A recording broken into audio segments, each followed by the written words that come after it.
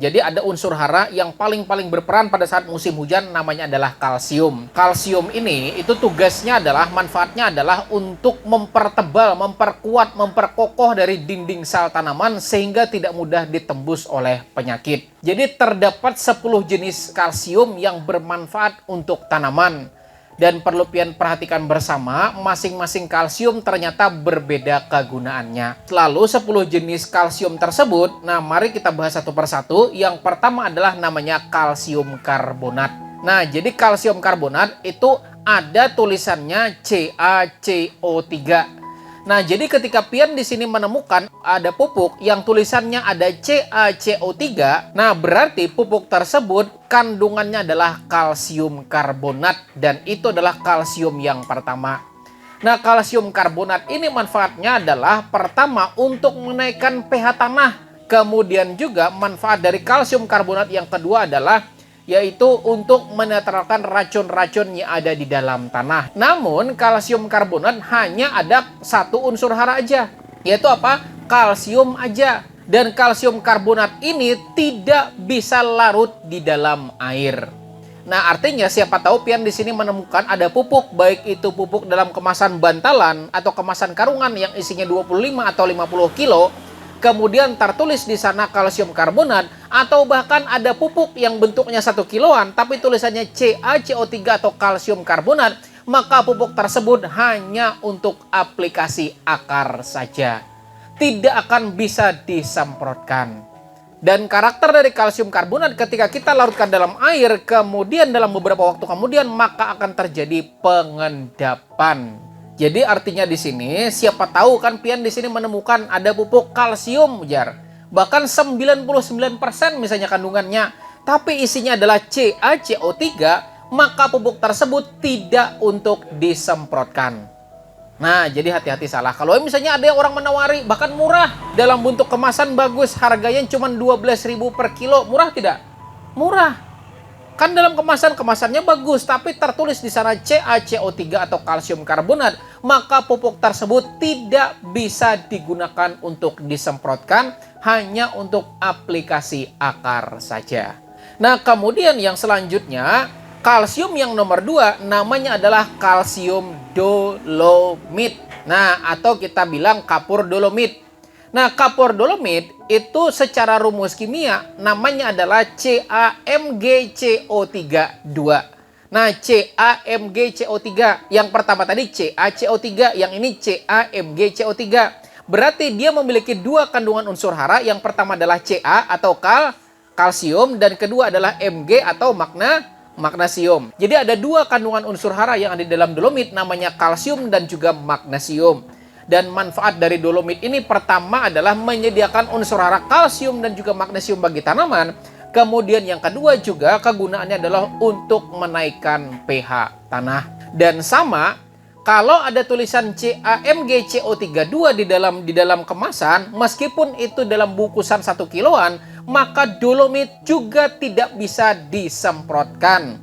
Karena partikel-partikel dolomit itu sangat berat. Nah, sehingga ketika kita aduk, betul dia akan melayang. Tapi karena dia berat, jenisnya lebih berat daripada air, maka dia nanti bakalan mengendap.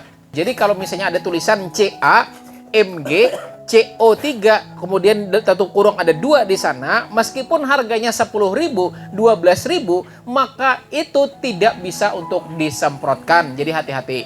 Karena banyak banget beredar saat ini pupuk-pupuk yang dijual di masyarakat, karena taunya di masyarakat pupuk kalsium, ya tidak? Nah, kemudian dia ambil dolomit bentuk 50 kiloan, kemudian dia packing satu persatu. Nah, kemudian dia packing satu persatu, kemudian dikemas dengan kemasan yang bagus. Kemudian tertera di sana CaMgCO3 2, namun di masyarakat tidak paham soal ini. Pada akhirnya masyarakat beli dan pada akhirnya tidak bisa disemprotkan. Nah, jadi pian hati-hatilah kalau misalnya ada dolomit di sini yang dalam bentuk kemasan 1 kilogram. Maka itu hanya untuk aplikasi akar juga. Nah, kemudian kalsium yang ketiga namanya adalah kalsium oksida atau CaO. Nah, jadi yang pertama tadi CaCO3, yang kedua CaMgCO3. ada angka 2 di terakhirnya, dan yang nomor 3 ini namanya CaO atau kalsium oksida. Ya, kalsium oksida itu kalau kita masukkan ke dalam air kemudian kita akan aduk-aduk-aduk, maka larutan tersebut dari kalsium oksida akan berubah menjadi kalsium hidroksida namanya. Dan kalsium hidroksida ini merupakan kalsium yang memiliki pH sangat-sangat tinggi. Kalau misalnya Anda berikan ke akar di sekitaran perakaran tersebut pH-nya rendah, maka di sekitaran perakaran tersebut maka pH-nya bakalan langsung naik. Dan ini kalsium oksida itu sangat-sangat cepat buat menaikkan pH tanah. Namun hati-hati, kalau ada pupuk yang ada tulisannya CaO di sana, kemudian Anda larutkan di dalam air, sebaiknya jangan langsung disemprotkan, tapi diamkan dulu paling tidak beberapa menit. Karena akan ada efek panas. Nah, jadi diamkan dulu sebentar. Setelah pian diamkan sebentar, maka boleh setelah pian diamkan baru disemprotkan. Maka kalau Anda menggunakan namanya kalsium oksida, maka jangan melebihi dari dosis anjuran yang ada di kemasan dari pupuk tersebut. Kemudian kalsium yang nomor 4 adalah namanya kalsium hidroksida. Kalsium hidroksida sebetulnya adalah turunan dari kalsium nomor 3 tadi yang sudah ketemu dengan air. Kalsium hidroksida ini juga dikenal dengan namanya kapur padam atau kapur mati. Kapur yang sudah dimatii. Kapur di mana kapur tersebut ketika dilarutkan dalam air tidak akan muncul reaksi panas.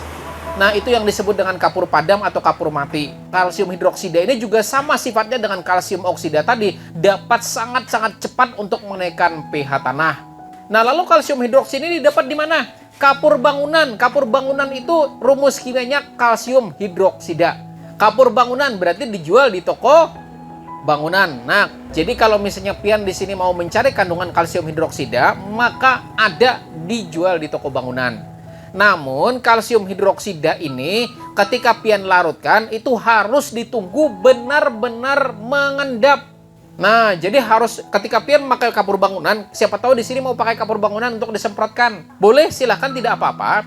Tapi kapur bangunan tersebut silakan ambil, kemudian biarkan 1-2 jam terlebih dahulu sampai terjadi muncul pengendapan. Nah, air bagian atas silakan diambil. Air bagian atas itu namanya air kalsium hidroksida. Yang di bawah juga kalsium hidroksida, tapi kalsium hidroksida yang masih bentuk padatan. Nah, jadi siapa tahu pian-pian di sini mau mengefisienkan biaya atau mengurangi biaya yang selama ini beli kalsium 30 ribuan harganya, ya kan? Nah, kalsium bubukan yang sampai 27-30 ribuan harganya, maka boleh diganti dengan kapur tersebut, tapi diendapkan terlebih dahulu baru disemprotkan. Dan berapa dosisnya ya tidak? Untuk disemprotkan silakan Anda ambil maksimal setengah kilogram ya untuk 100 liter air. Tapi endapkan terlebih dahulu. Dan kemudian setelah dia mengendap, paling cepat 1-2 jam, lebih lama lebih bagus, maka air di atasnya sudah mengandung namanya kalsium hidroksida dan itu boleh untuk disemprotkan. Kalau dikocorkan bagaimana? Boleh juga, silakan. Dan kalau misalnya pian pau dikocorkan, maka boleh dosisnya ditingkatkan 2 kali lipatnya menjadi 1 kg per 100 liter air atau 2 kg per 200 liter air juga boleh. Tapi ingat, endapkan terlebih dahulu. Sejengkal jangan diambil. Jadi kalau misalnya kita ada drum, kemudian masukkan di sana 1 atau 2 kilo. Kalau 1 kilo tambahkan 100 liter air. Kalau 2 kilo tambahkan 200 liter air. Kemudian kita aduk secara merata. Maka hanya ambil bagian atasnya saja. Air bagian atasnya saja diambil. Nah, kemudian itu silahkan diaplikasikan dengan metode kocoran. Itu juga dapat menyediakan kalsium. Tapi ingat, harus betul-betul mengendap terlebih dahulu. Karena kalau dia tidak mengendap, apalagi misalnya pian ambil sampai kerak-kerak bagian bawahnya, itu kalau masuk ke dalam tangki sprayer kemudian pian semprotkan, maka pasti bakalan nyumbat sprayer pian. Jadi gini, ulun pernah mengukur ya berapa stomata daun cabai. Jadi setelah ulun ukur menggunakan mikroskop, nah rata-rata untuk stomata daun cabai berkisar di angka 5-7 mikron. Jadi 1 mm itu 1000 mikron. Sedangkan stomata daun cabai itu hanya 7 mikron. Ya, saya ulangi lagi sekali. 1 cm ya, 1 cm itu sama dengan 10 mili ya tidak? 10 mm ya tidak? Nah, 1 mili ya 1 mili sama dengan 1000 mikron. Sedangkan stomata cabai 7 mikron. Jadi kalau masih ada bentuk partikel yang Anda semprotkan, maka stomatanya nggak bisa masuk. Jadi silakan kalau mau menggunakan namanya kalsium hidroksida tadi boleh, silakan, tapi pastikan endapkan terlebih dahulu, jangan sampai terbawa endapannya. Nah, kemudian kalsium yang selanjutnya namanya adalah kalsium sulfat. Nah, kalsium sulfat ini seperti namanya kalsium sulfat berarti memiliki dua kandungan unsur utama. Namanya adalah kalsium dan juga sulfat atau sulfur begitu. Dan kesalahan fatal yang sering terjadi, yang sering dilakukan petani terhadap kalsium sulfat ini adalah kepengen menaikkan pH tanah menggunakan kalsium sulfat, maka saya bilang itu tidak akan pernah terjadi. Jadi kalsium sulfat tidak bisa menaikkan pH tanah. Merek yang biasa ada kandungan kalsium sulfatnya namanya Petrocas. Siapa tahu pian-pian di sini pernah ketemu yang namanya Petrocas. Maka Petrocas memiliki kandungan namanya kalsium sulfat. Dan itu untuk kalsium sulfat ini untuk menyediakan unsur kalsium dan juga sulfat di tanah. Dan sama kalsium sulfat juga tidak bisa disemprotkan. Nah, jadi nama lain dari kalsium sulfat namanya adalah gypsum. Jadi kalau pian-pian pernah melihat plafon rumah, ada kan plafon rumah, maka sebetulnya papan tersebut dibentuk dari batuan kapur. Jadi manfaat gypsum selain dari untuk pertanian, gypsum juga bisa dibikin namanya gypsum board untuk dijadikan plafon. Namun di sektor pertanian, gypsum di sini berperan untuk menyediakan unsur kalsium dan juga sulfur bagi tanaman. Kalsium yang selanjutnya namanya adalah kalsium nitrat. Dan kalsium nitrat sebetulnya adalah reaksi kimia hasil dari pencampuran kalsium dan juga asam nitrat. Jadi cara membuat kalsium nitrat itu ada bahan namanya kalsium oksida yang kemudian ada air, maka bakalan jadi namanya kalsium hidroksida. Nah, setelah jadi kalsium hidroksida tadi kemudian ditambahkan dengan asam nitrat, bakalan jadi namanya kalsium nitrat. Dan cara membuat kalsium nitrat itu sebetulnya tidak sulit. Bagaimana caranya? Yaitu mereaksikan kalsium hidroksida dari kalsium oksida tadi ditambahkan dengan asam nitrat. Prosesnya sama kayak kita bikin MKP. Masih ingat kan bikin MKP kayak gimana? Nah, jadi kalau MKP itu bahan utamanya adalah KOH ditambahkan dengan asam fosfat. Nah, KOH kita larutkan terlebih dahulu, ya tidak? Kita larutkan terlebih dahulu kan akan muncul panas. Panas, ya tidak? Setelah muncul panas, kemudian kita tuangkan pelan-pelan asam fosfat. Maka lama-kelamaan setelah mencapai pada titik tertentu, maka akan ada pemisahan antara air dan juga endapan monokalium fosfat. Endapan tersebut berbentuk kristal. Nah, akan didapat namanya KH2PO4 dan itu namanya adalah MKP. Lalu bagaimana dengan kalsium nitrat? Kalsium nitrat juga sama. Jadi ada yang namanya CaO atau kalsium oksida. Kemudian kita tambah dengan air, maka akan terjadi reaksi panas. Langsung kita berikan asam nitrat. Maka setelah yang kondisi panas kita berikan asam nitrat, kemudian nanti bakalan ada namanya endapan kalsium nitrat. Nah, itu sudah jadi kalsium nitrat namanya. Nah, jadi sebetulnya tidak sulit bikin kalsium nitrat. Namun, karena harga kalsium nitrat itu biasanya tidak semahal MKP maupun KNO3, maka kalau Anda untuk keperluan pribadi saja, ulun lebih menyarankan mending beli saja. Kecuali bikinnya banyak, satu kelompok tani misalnya, orang 100, ya kan? Bahannya juga banyak, tersedia bahan bakunya banyak, maka mending bikin sendiri karena bisa menghemat kurang lebih sekitar Rp5.000. Namun kalau kita untuk keperluan sendiri saja dan bikin sendiri saja, Rp5.000 mending beli yang sudah jadi. Dan kalsium nitrat itu adalah kalsium yang 100% larut di dalam air. Nah, artinya kalau Anda di sini mau aplikasi secara penyemprotan, maka kalsium nitrat adalah kalsium terbaik untuk diberikan untuk aplikasi penyemprotan. Kenapa? Karena dia bisa larut 100% di dalam air. Dan kalsium nitrat dapat menyediakan kalsium langsung saat itu bagi tanaman. Jadi langsung ketika udah diserap tanaman dapat kalsium. Nah, kalsium-kalsium sebelumnya ketika diberikan itu butuh waktu untuk jadi kalsium untuk bisa terserap bagi tanaman. Sementara kalsium nitrat langsung bisa terserap. Nah, setelah kalsium nitrat, yang selanjutnya namanya kalsium klorida, CaCl2 kalsium klorida. Kalsium klorida kalau secara kandungan kalsium itu lebih banyak daripada kalsium nitrat. Jadi kalau Anda misalnya membutuhkan unsur kalsium yang banyak dan perlu saat itu terserap bagi tanaman, maka boleh menggunakan kalsium klorida. Dan kalsium klorida juga sifatnya sama dengan kalsium nitrat, dia bisa 100% larut di dalam air. Namun, hati-hati bagi tanaman-tanaman yang sensitif unsur klor seperti cabai misalnya, nah tomat dan lain sebagainya yang memang sensitif unsur klor, maka hindari menggunakan kalsium klorida karena di dalamnya pasti ada klor. Kemudian kalsium selanjutnya, nah setelah kalsium klorida namanya adalah kalsium fosfat. Jadi kalsium fosfat adalah pupuk yang dibuat dengan mereaksikan dua unsur, yang pertama adalah kalsium dan juga fosfat. Artinya kalau Anda mau menggunakan kalsium fosfat dan itu untuk jangka waktu yang panjang, maka kalsium fosfat sangat-sangat bagus diaplikasikan pada saat dasaran.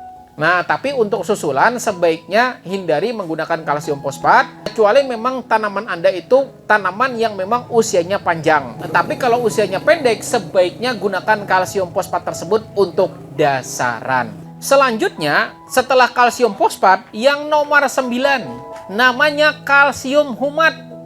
Jadi ada kalsium dan ada asam humat. Biasanya mereknya Kalha. Jadi ada kalsium dan ada asam humat, sehingga tanaman langsung mendapatkan dua bahan utama, yaitu untuk memperbaiki tanah, untuk menyediakan bahan organik bagi tanah, sekaligus memberikan unsur kalsium bagi tanaman kita. Nah, itu yang ke-9 namanya adalah kalsium humat. Dan yang terakhir, yang ke-10 namanya adalah kalsium silika. Kalsium silika ini adalah kalsium yang keberadaannya bersamaan dengan silika. Ada juga dijual, baik dijual di marketplace, di online maupun offline ada. Bila ada tulisan CASI, nah berarti dia kandungannya adalah kalsium dan juga silika. Tapi ada yang lebih murah, namanya semen putih, itu memiliki kandungan kalsium silika. Namun jangan diambil semennya kemudian Anda aduk-aduk langsung siram, jangan. Itu namanya ngecor tanaman. Nah, jadi sebaiknya Anda ambil semen tersebut, kemudian setelah Anda ambil semen, kemudian Anda aduk-aduk, kemudian setelah Anda aduk-aduk, diamkan 3-5 jam. Paling cepat 3-5 jam. Nah, setelah dia terjadi pemisahan antara endapan dan juga air, maka silakan ambil air bagian atasnya.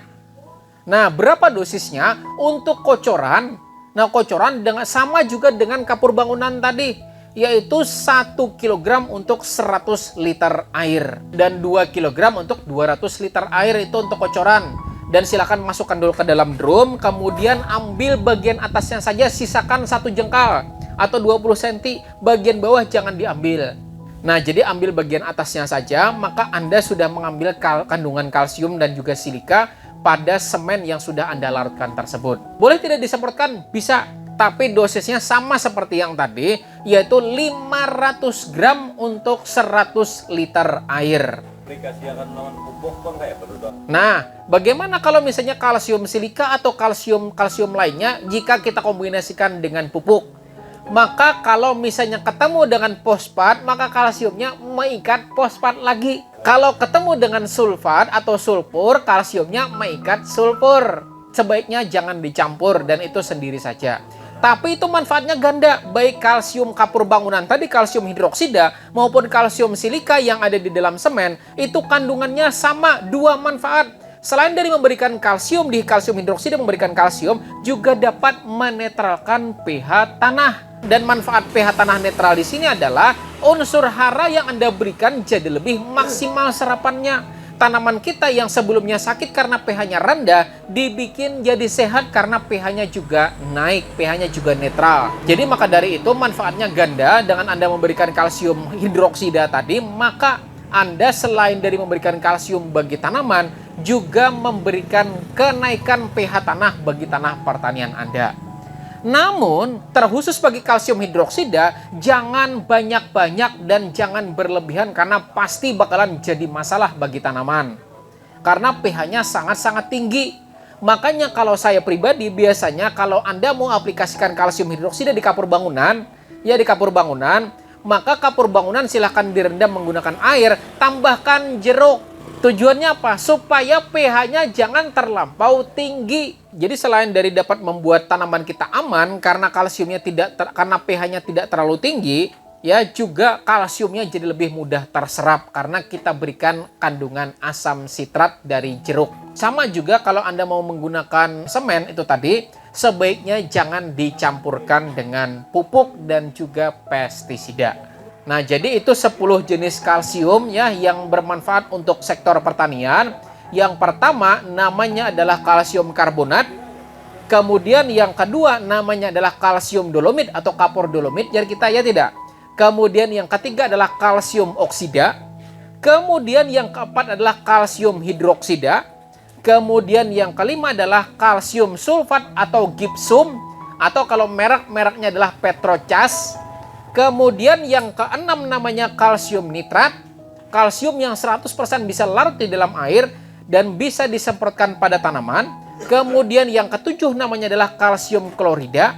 Kalsium dengan jumlah yang besar namun sangat-sangat tidak dianjurkan untuk tanaman yang sensitif klor. Lalu yang kedelapan namanya kalsium fosfat, kalsium dasaran karena efeknya lambat tapi bisa memberikan unsur kalsium dan juga fosfat dalam jangka waktu yang panjang. Dan kemudian yang kesembilan namanya kalsium humat, kalsium yang bisa diberikan pada tanaman yang memang kekurangan unsur kalsium dan juga kekurangan bahan organik di tanah. Dan yang terakhir namanya kalsium silika. Nah, dan itu 10 kalsium yang bermanfaat bagi tanaman.